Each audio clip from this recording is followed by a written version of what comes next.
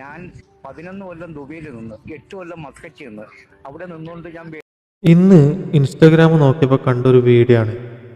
ഒരു മനുഷ്യൻ 10-18 കൊല്ലം ഗൾഫിൽ കിടന്ന് പണിയെടുത്ത പൈസ നാട്ടിലേക്ക് അയച്ചു കൊടുത്തു, മക്കളെ വലുതാക്കി കല്യാണം കഴിച്ചു കൊടുത്തു, വീട് വെച്ചു.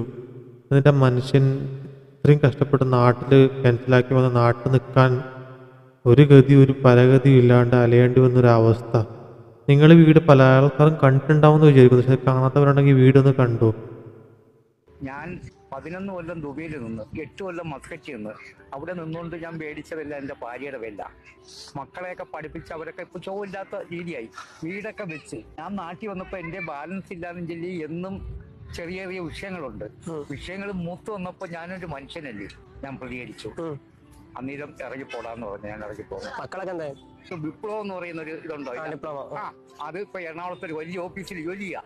അനന്തു ആർ ദേവ്. മോള് ഇന്ത്യ ഓഫീസർക്ക് ബാങ്കിൽ, മരുമോൻ ചാത്തൻ ഇലക്ട്രിസിറ്റി ഓഫീസിൽ. പിന്നെ മോന് വേണ്ടി ഒരു 5 സെന്റ് സ്ഥലവും ഒരു വീടും ഒക്കെ ഭാര്യയുടെ കാലക്ഷേപ അവനാ പള്ളിമുക്കി മോക്ക് മേടിച്ച് ഞാനിങ്ങനെ ജീവിക്കുന്നു. പോട്ടെ, എല്ലാം ശരിയാവും. ഈ ആവരുത്. അവരുടെ ജീവിതം വളർന്നു വരണം. ഞാൻ അവരെടുക്ക പോരുത്. നിങ്ങളെ പോലുള്ള മക്കളില്ലേ എനിക്ക്. ശരി, പ്രാർത്ഥിച്ചാൽ മാത്രം മതി. നാളെ അവർക്ക് ഈ ഗതിയോടെ വരാതിരിക്കട്ടെ. ഞാൻ ശപിക്കത്തില്ല, പാടില്ല. ഉണ്ടോ അങ്ങനെ ചെയ്യണോ?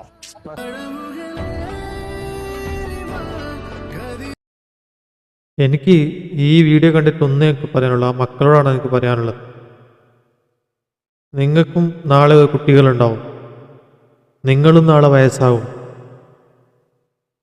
ചെയ്ത പാപത്തിൻ്റെ ഫലം നിങ്ങൾ അനുവദിച്ച് ഈ ഭൂമിയിൽ നിന്ന് പോവും. അച്ഛൻ നിങ്ങളെ ശപിച്ചില്ലെങ്കിലും കർമ്മ എന്നുള്ളൊരു സാധനം ഉണ്ടല്ലോ, അത് നാളെ നിങ്ങളെയും തിരിഞ്ഞുകൊത്തും എന്നുള്ള കാര്യം നിങ്ങൾ മറക്കരുത്.